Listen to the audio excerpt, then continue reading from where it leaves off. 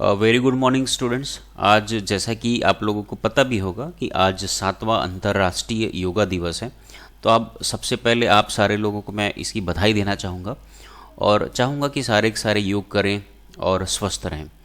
और आज का जो लेक्चर है वो है लेक्चर नंबर 5, जिसमें हम लोग देखने वाले हैं क्लाइंट सर्वर आर्किटेक्चर। हम लोगों ने पढ़ा हुआ है, तो उसके एडवांटेजेस और डिसएडवांटेजेस, लाभ और हानियाँ, है ना, क्या क्या हैं वो हम देखने वाले हैं।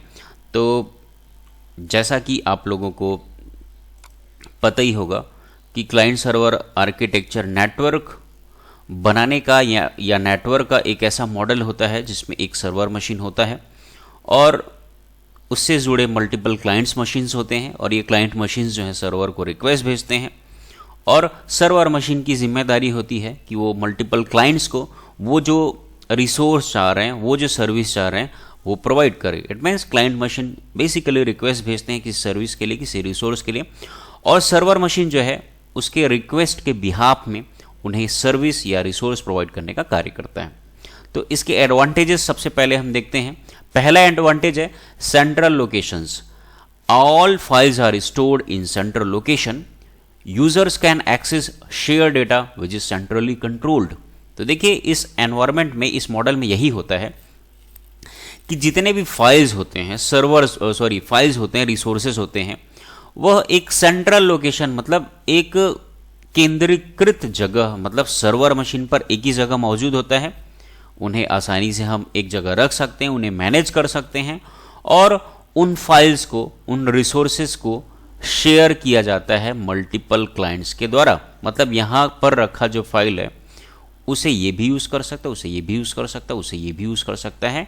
इसका अर्थ यह हुआ वो जो फाइल है और रिसोर्स है वो एक सेंट्रल लोकेशन पर मौजूद है, सर्वर पर, और उन्हें शेयर फैशन में या शेयर्ड मैनर में जो क्लाइंट्स होते हैं उन्हें उपयोग करते हैं। अगला जो एडवांटेज है सिक्योरिटी।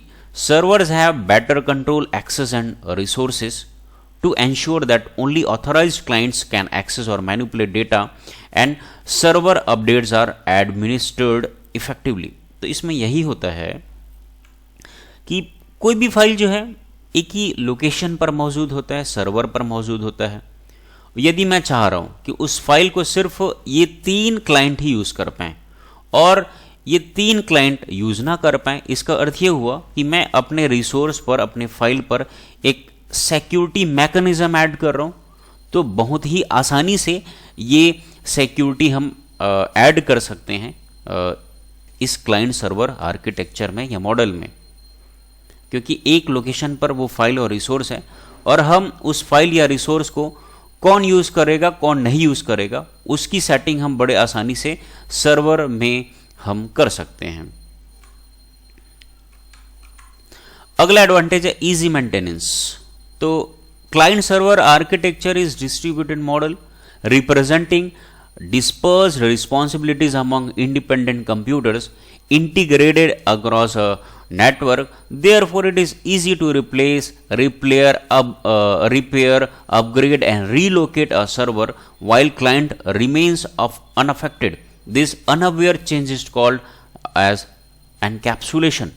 तो होता यही है कि मान लो ये क्लाइंट सारे के सारे डिपेंडेंट हैं इस सर्वर पर, और ऐसा तो नहीं है ना, कि ये मान लो इसमें कोई खराबी आई, मान लो इसमें कुछ हमें अपग्रेडेशन करना है, सॉफ्टवेयर को अपग्रेड करना है या कुछ रिपेयरिंग करना है। तो होता यही है, हम बड़े आसानी से, चूंकि एक ही सर्वर है ना, और इससे जुड़े एक और सर्वर हो सकते हैं। मान के चलिए इसमें खराबी आ गया, तो करेंगे क्या, है ना, इस सर्वर के जगह में या इस सीपीयू को चेंज कर देंगे, इस सीपीयू को चेंज कर देंगे, इसमें खराबी है तो कोई दूसरा सर्वर वाला सीपीयू डाल देंगे। तो बड़े आसानी से हम रिलोकेट कर सकते हैं सर्वर को। थोड़ा सिचुएशन समझिएगा, ये सर्वर है और इसमें पूरे फाइल्स हैं, और मान लो ये खराब हो जाता है ना, किसी सिचुएशन में, तो बड़े आसानी से हम यहाँ पर क्या करेंगे, इस सर्वर की जगह दूसरा सर्वर डाल देंगे और सारे क्लाइंट्स को वो सर्विस मिलते रहेंगे। मान लो कोई सॉफ्टवेयर को अपग्रेड करना है तो हम अपग्रेड कर सकते हैं, है ना, रिपेयर कर सकते हैं। तो बहुत ही आसानी से ये मेंटेन भी किया जाता है और उससे जो क्लाइंट्स होते हैं, क्लाइंट्स कंप्यूटर्स हैं, उन वो प्रभावित भी नहीं होते हैं। अगला है data processing capability despite the location. इसका अर्थ ये हो रहा है कि हमारा सर्वर दिल्ली में हो, बॉम्बे में हो, अमेरिका में हो, यह फ़र्क नहीं पड़ता है। हम बड़े आसानी से डेटा को प्रोसेस कर सकते हैं। हम सर्वर कहीं पर, हमें पता ही नहीं चलता इनफैक्ट कि सर्वर है कहाँ पर। हमें डेटा से मतलब होता है, डेटा के प्रोसेसिंग से होता है, हमें इंफॉर्मेशन से मतलब होता है, वो तो हमें बड़े आसानी से मिल जाता है, बावजूद इसके, है ना, कि वो सर्वर कहाँ पर है। डिस्पाइट का अर्थ होता है बावजूद, है ना। तो लोकेशन कुछ भी हो सर्वर का, डेटा प्रोसेसिंग बड़े आसानी से होता है, फास्टली होता है, इजीली बैकअप। तो देखिए होता ये है कि ये सर्वर है ना भाई, इजीली बैकअप मतलब यहाँ पर सारा डेटा रखा हुआ है ना। हम बैकअप इसीलिए रखते हैं, मल्टीपल सर्वर मेंटेन करते हैं, है ना। ये इस सर्वर से जुड़ा कोई और सर्वर हो सकता है, जैसे कि ये सर्वर है, और इसी से हम लिंक्ड और कुछ सर्वर को लिंक कर देते हैं, जिसमें होता यह है यहाँ पर जो डेटा है ना, वो पैरेलली यहाँ पर तो डेटा स्टोर हो ही रहे है ना। उसके साथ साथ वो डेटा जो है ना, इस सर्वर में भी उसका बैकअप लिया जाते रहता है ना, ताकि मान लो ये सर्वर ख़राब होता है तो इस सर्वर से वो डेटा जो है क्लाइंट्स को मिलता रहे। तो इसी देखिए, इसी को डिस्क मिररिंग बोलते हैं। यहाँ पर जो हार्ड डिस्क है उसका पूरा डेटा जो है इधर कॉपी होते रहता है, बैकअप होते रहता है, इसी डिस्क मिररिंग बोलते हैं। तो बड़े आसानी से यहाँ पर डेटा का बैकअप भी लिया जा सकता है, ये एक एडवांटेज हुआ। Shared resources amongst different platform. तो इसका मीनिंग ये होता है कि मान लो ये भी ऐसा टेक्नोलॉजी है, मान लो ये जो सर्वर है ना, इस पर ऑपरेटिंग सिस्टम डला है, सपोज इस पर जो ऑपरेटिंग सिस्टम डला है, मान लो लाइनक्स ऑपरेटिंग सिस्टम डला है, लाइनक्स ऑपरेटिंग सिस्टम डला है, और क्लाइंट एंड पर यहाँ पर जो ऑपरेटिंग सिस्टम है, क्लाइंट एंड पर है ना, यहाँ पर है, मैंने बोला लाइनक्स, और यहाँ पर है मान के चलो विंडोज़ ऑपरेटिंग सिस्टम। तो ये दोनों का प्लेटफॉर्म अलग हो रहा है, वर्किंग एनवायरनमेंट अलग हो रहा है, बावजूद इसके फर्क नहीं पड़ता है क्लाइंट का प्लेटफॉर्म या ऑपरेटिंग सिस्टम कुछ और हो, सर्वर का प्लेटफॉर्म या ऑपरेटिंग सिस्टम कुछ और है ना, इनके मध्य कम्युनिकेशन हो जाता है। तो ये भी टेक्नोलॉजी की देन है कि प्लेटफॉर्म अलग होने से, है ना, ऑपरेटिंग सिस्टम होने के बावजूद भी रिसोर्सेज की शेयरिंग होती है, डेटा का ट्रांसमिशन होता है, क्लाइंट्स प्रॉपर इंफॉर्मेशन डेटा को प्राप्त कर लेते हैं।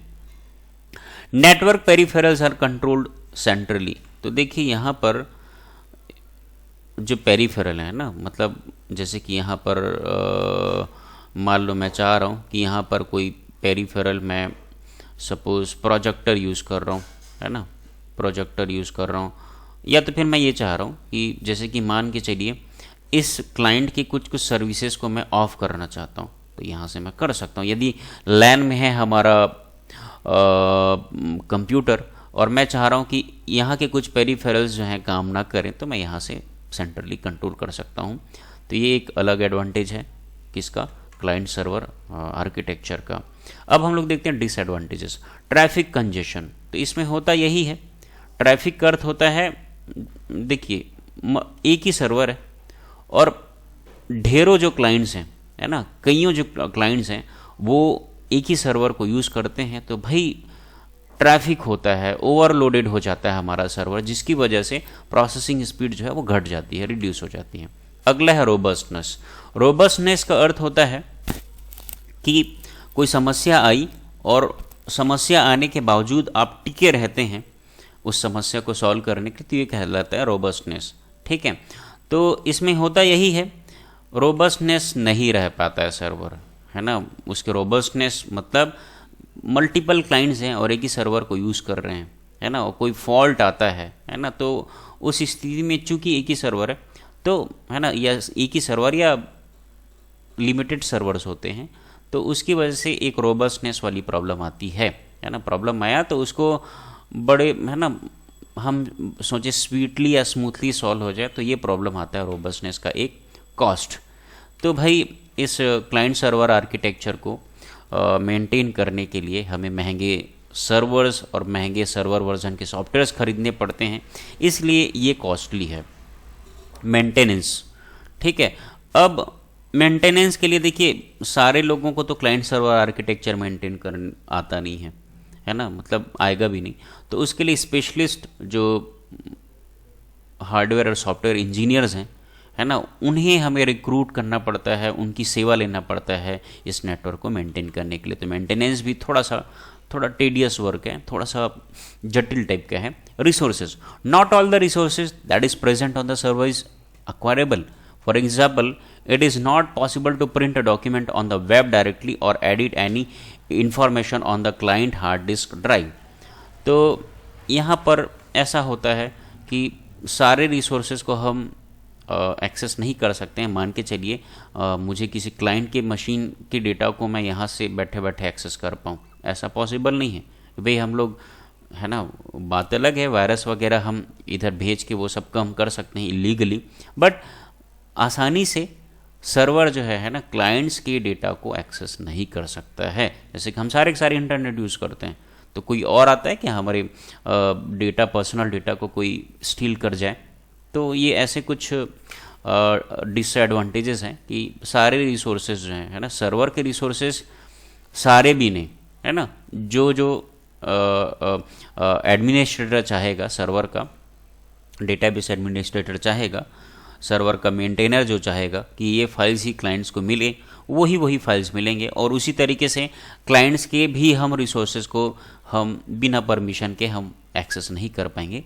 तो ये तो थे सारे एडवांटेजेस और डिसएडवांटेजेस क्लाइंट्स और आर्किटेक्चर के। तो आज के लेक्चर में इतना ही। Thank you very much.